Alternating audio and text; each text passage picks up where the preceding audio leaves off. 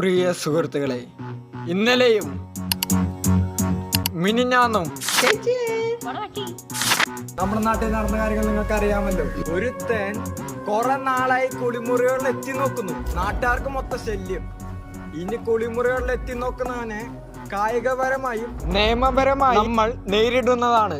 സർലയുടെ വീട്ടിൽ കയറിണ്ടായിരുന്നു കള്ളൻ.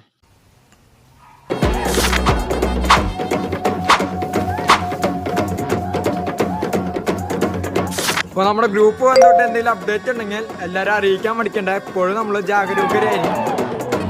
രമണീയുടെ വീട്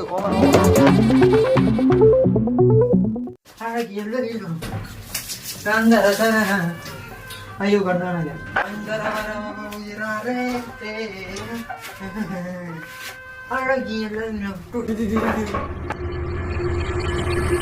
ആ